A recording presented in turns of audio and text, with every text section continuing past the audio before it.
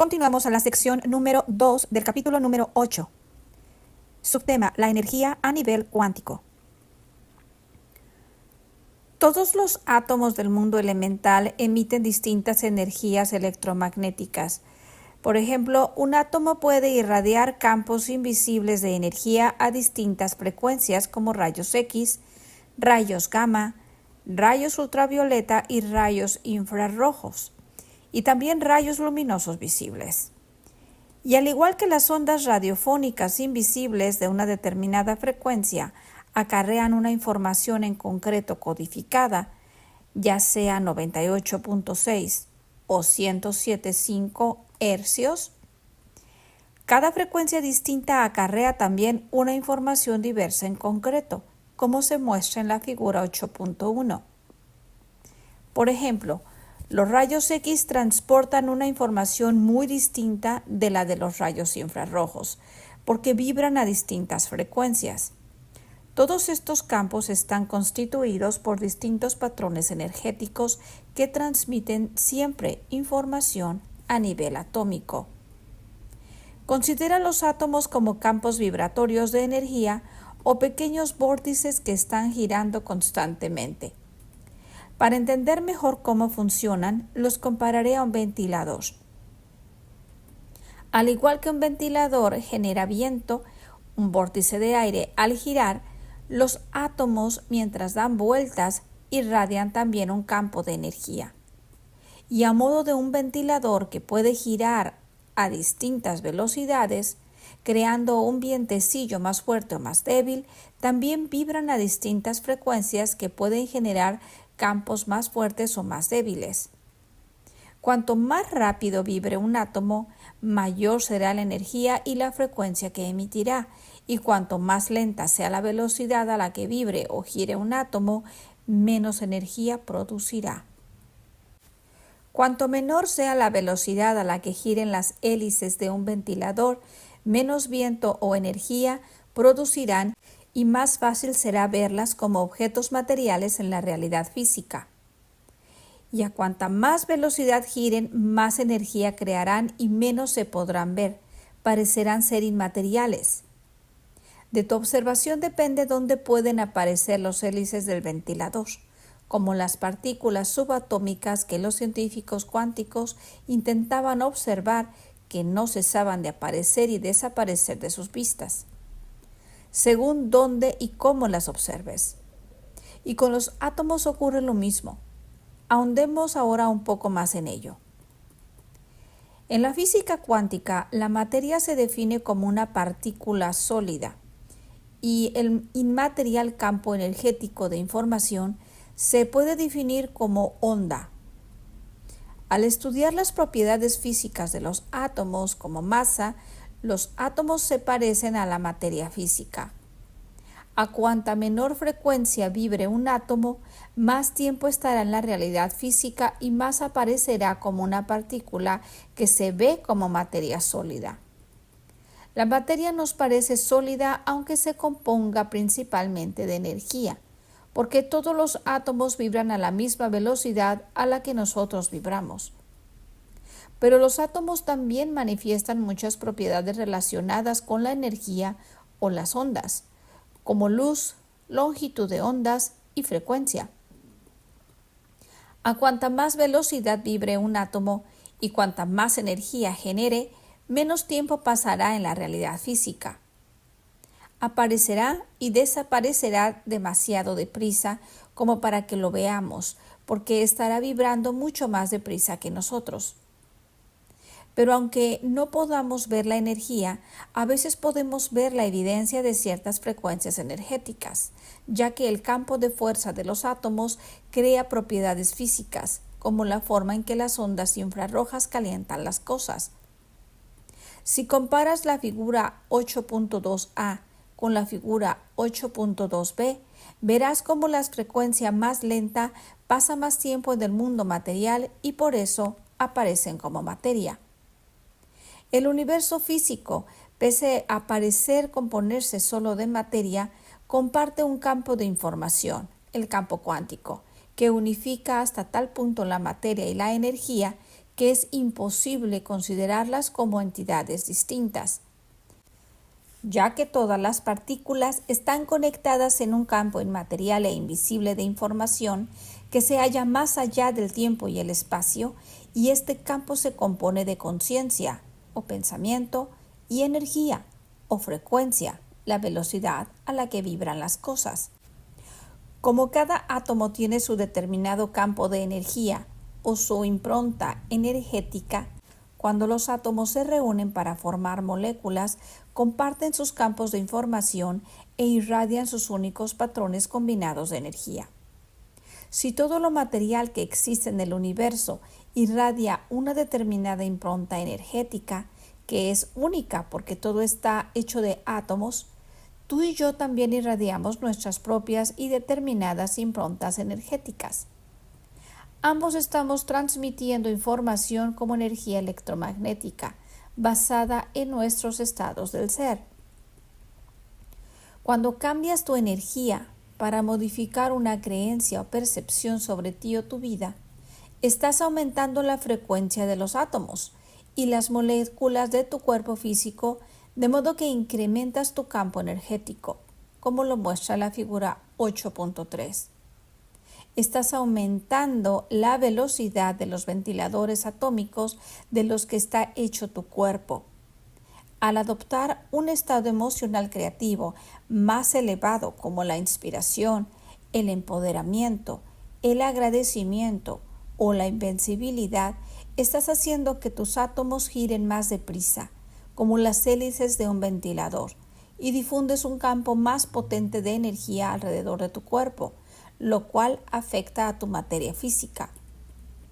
Las partículas físicas de las que se compone tu cuerpo responden entonces a una energía elevada. Te vuelves más energía y menos materia. Eres más onda y menos partícula. Usando tu conciencia, estás creando más energía para que la materia vibre a una frecuencia más alta y tu cuerpo responda a una nueva mente. Subtema: la recepción de la señal energética adecuada. ¿Cómo se elevan las partículas físicas de tu cuerpo a una nueva mente? Piensa en el predicador que entra en un estado religioso de éxtasis e ingiere estricnina sin sufrir ningún efecto biológico. ¿Cómo ha podido inmunizarse a las propiedades químicas de un veneno que normalmente envenenaría a cualquiera? Al nivel de su energía le permitió trascender los efectos de la materia. Tomó una decisión con una intención tan firme que esta decisión produjo una energía intensísima que trascendió las leyes de su entorno, los efectos en el cuerpo y el tiempo lineal. Al ser él en ese momento más energía y menos materia, la nueva energía renovó los circuitos de su cerebro, la química de su cuerpo y su expresión genética. En ese momento él no era su identidad de siempre asociada a su entorno habitual, ni su cuerpo físico, ni tampoco estaba viviendo en un tiempo lineal. La elevación de su conciencia y su energía fue el epifenómeno de la materia. Es decir, son la información y la frecuencia las que crean los planos de la materia. Y cuando manifestamos una conciencia y energía muy intensas, estos elementos son los que influyen en la materia, ya que la reducción de la frecuencia y la información es lo que la crea. Es muy probable que los sitios receptores de las células del predicador no se abrieran de materia selectiva a la estricnina, que las puertas de sus células estuvieran cerradas al veneno, de ahí que no sufriera sus efectos. Al encontrarse en un estado espiritual elevado, es decir, una energía elevada, reactivó al instante las células de su cuerpo relacionadas con la inmunidad y resilenció las que tenían que ver con el veneno. Lo mismo les ocurre a los que caminan sobre brasas. En cuanto cambian su estado del ser, los receptores de sus células ya no siguen abiertos a los efectos del calor. Eso también fue lo que les permitió a las chicas adolescentes del capítulo 1 levantar un tractor de casi 1.500 kilos para liberar a su padre. Cuando lo vieron atrapado debajo a punto de morir, el estado elevado de energía de esas chicas desactivó los receptores de las células que normalmente les hubieran dicho a su cuerpo que el tractor era demasiado pesado para levantarlo, y activaron los receptores de las células musculares para soportar ese mayor peso, de modo que sus músculos respondieran al intentar levantarlo y pudieran liberar a su padre. No fue la materia o el cuerpo lo que levantó la materia, el tractor, sino la energía influyendo en la materia. No me podrás negar que el cuerpo se compone de una inmensa cantidad de átomos y moléculas, y que estos átomos y moléculas forman sustancias químicas. Las sustancias químicas se organizan en células, las cuales forman a su vez tejidos y se organizan en órganos, y estos crean distintos sistemas en el cuerpo. Por ejemplo, una célula muscular se compone en distintas sustancias químicas, proteínas, iones, citoquinas, factores del crecimiento, las cuales proceden de diferentes interacciones de moléculas, procedentes a su vez de distintas uniones atómicas, y esos átomos comparten un campo de información invisible para formar moléculas. Las sustancias químicas de las que se compone una célula también comparten un campo de la información. Este campo invisible de información es el que orquesta los cientos de miles de funciones que la célula realiza a cada segundo. Los científicos están empezando a comprender que existe un campo de información que se ocupa de los miles de funciones celulares que existen más allá de los límites de la materia. Este campo invisible de conciencia es el que orquesta las funciones de las células, los tejidos, los órganos y los sistemas del cuerpo.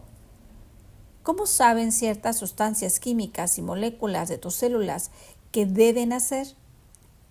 ¿Qué es lo que les permite interactuar con tanta precisión?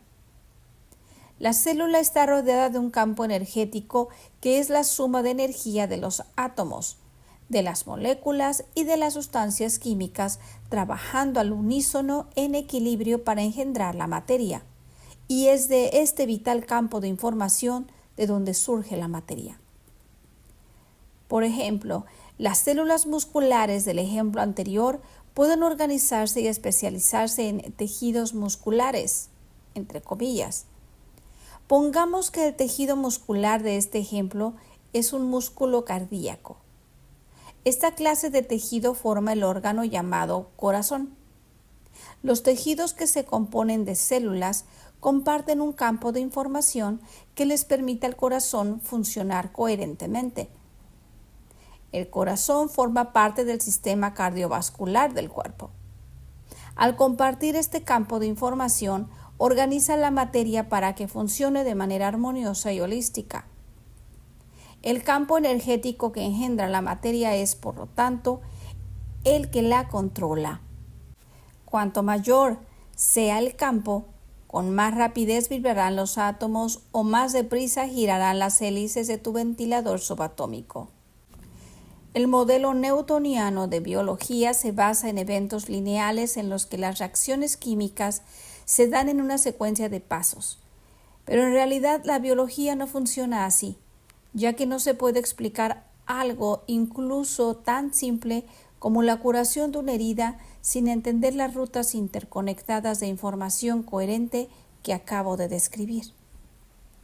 Las células comparten la intercomunicación de información de una forma no lineal. El universo y todos los sistemas biológicos que contiene comparten una integración de campos energéticos independientes y entre tejidos que, a su vez, están compartiendo a cada instante información más allá del tiempo y el espacio. Las investigaciones confirman que la mayoría de las interacciones celulares se dan a una velocidad mayor que la de la luz.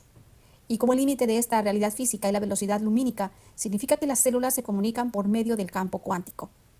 Las interacciones entre los átomos y las moléculas forman una intercomunicación que unifica el mundo físico y material con los campos de energía que forman el todo. En el mundo cuántico, las características lineales y previsibles del mundo newtoniano no existen. Los elementos actúan de una forma holística y cooperadora.